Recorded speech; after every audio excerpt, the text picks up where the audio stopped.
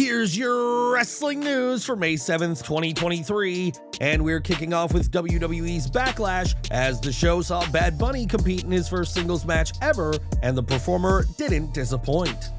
Even before the match begun, Bunny had an epic entrance with a new theme song and arrived to the ring with a shopping cart full of weapons for his San Juan street fight. During the match, the Judgment Day came out to help Priest and were able to fend off Rey Mysterio, but were shocked, just as the fans were, by the surprise appearance of Carlito. The former US and Intercontinental Champion was soon followed by the rest of the LWO and Savio Vega, and their efforts neutralized the Judgment Day. In a match filled with weapons, it was a Bunny Destroyer by the Grammy Award winner that sealed the deal, giving Bad Bunny the win over Priest. While Bad Bunny has already proven himself in the ring, this match once again exceeded expectations, though our sources have confirmed that it went slightly longer than planned. Given how well the match went though, we doubt anyone in WWE will be complaining, and fans won't have to wait long before they see him back on our screens. WRKD Wrestling reports after this match, Bunny had a long line of superstars coming up to congratulate him in gorilla position, and WWE is unsurprisingly eager to work with him again. Well, what did you make to the San Juan street fight? Is Bad Bunny the best celebrity wrestler in history? Share your views in the comments below. One name who didn't appear at Backlash is Drew McIntyre, who's been missing from WWE programming since WrestleMania 39. It's been reported that McIntyre's contract with WWE is expiring and that he believes there is a high chance he'll be leaving, and now there's been an update. Fightful Select reports that instead of expiring this year as first thought, McIntyre's deal will actually expire in 2024, but it will be before WrestleMania 40 in Philadelphia. The report adds that he had been operating as though WrestleMania 39 could be his last, but makes it clear that Drew is unsure as to what he wants to do. If McIntyre doesn't sign a new deal, then he believes he will be able to maintain a positive relationship with WWE despite leaving, and that he could return for another run in the future.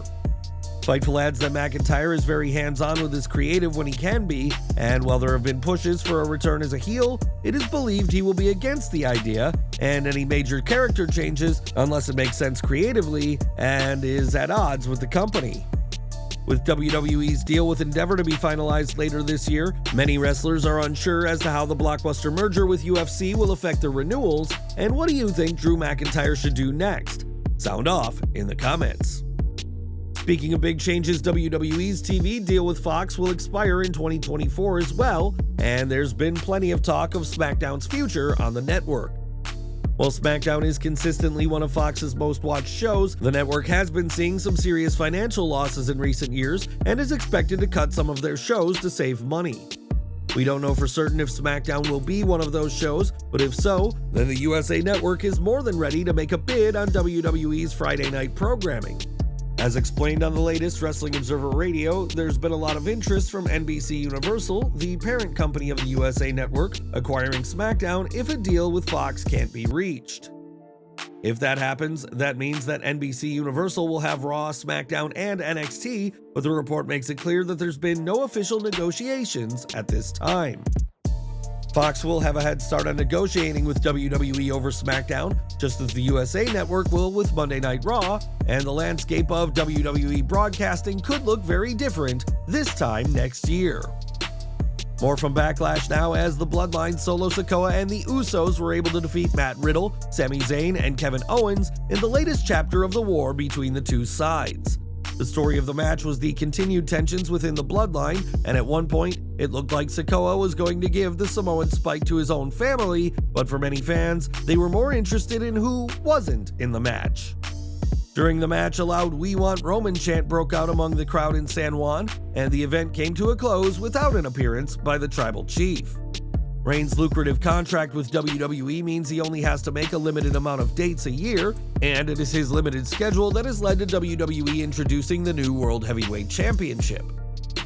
Reigns is WWE's top star, but many fans have grown tired of him appearing sporadically and rarely at the smaller premium live events. And do you think Backlash was hurt by the clear lack of the tribal chief?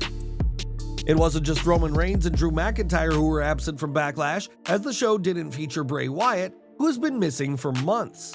After Wyatt's injury and illness meant he wouldn't be competing at WrestleMania, WWE stopped bringing him up at all, but did that change during Backlash in Puerto Rico? Midway through the show, a creature appeared behind the announce table in full view of the camera with a sign that read, "I do exist, #feed your wild side." On social media, fans suggested that this was the first tease of Wyatt's return to TV, and it would have been odd for WWE to allow such a sign on camera in a perfect position behind the commentators without their approval. It's worth remembering that when Wyatt returned to WWE last October, it came after unique teases from the company, who, like with this sign, didn't acknowledge the teases for Bray's return during the broadcast. Fans are eager to see Bray back in the ring, but there's still no confirmation on when that'll be. And do you think this sign was the first tease of his comeback, or is feeding your wild side related to something completely different? In 2012, Kimber made headlines when she claimed that her husband at the time, Nash Carter, had been harming her, and while WWE didn't release him for that, Lee's posts online did cost him his job. WWE found Lee's claims of harm to not be credible, but released Carter after she posted offensive photos of him, but now her career in wrestling is ended, at least for the time being. On Twitter, Lee shared the news of her departure from the ring after over 15 years, stating, "The goodbye that I thought would never come, the mistress that has overtaken my life for the past 15 years. At times, wrestling was the greatest thing that ever happened to me. I've been to places and I've gotten to see things that I would have never dreamed of in my lifetime. But at the same time, there comes a point in everyone's life where things just cannot continue in the same fashion that they have because circumstances and goals evolve and change. I know that I'm coming completely from left field for some of you, and that is understandable as I have been rallying as if a comeback is on the way. But that is not the case. I've been deeply working on myself this past year, coming to terms with some very harsh realities and learning a lot about myself and who I am in the process. I originally thought that this was just going to be a break from wrestling, that after some time I would be ready to put my heart into this again and come back better than I have ever been before. But the thing is, the more I think about it, the more I come to realize that my heart is not in this anymore. Kimber brings me instant heartache and anxiety, not the butterflies and joy that once was. There are too many painful wounds that come with going back into this world, and I am not willing to give those wounds my power or dominion over my life anymore." Lee briefly worked in WWE under the name Abby Leif, but was eventually released, and whatever comes next for her, it won't be in the squared circle. In 2013, El Generico made his WWE debut as Sami Zayn, and in the decade since his arrival, has gone on to become one of the company's most popular acts. Given how WWE hasn't always capitalized on indie darlings who have joined, Zayn was taking a big risk when he signed, and the first year was far from easy for his bank account. Speaking on Whiskey Ginger, Zayn explained that on the indies, he kept a record of everything, and for 2012 he made around $100,000 prior to signing with WWE. For his first year with WWE, Zayn made a fraction of that amount, just $39,000, and like any other superstar, had to pay for his own travel and food on the road.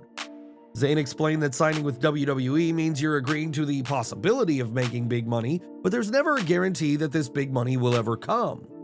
Thankfully for Zayn, he is making more now than he ever would on the indies, as his big risk is paid off for the reigning tag team champion.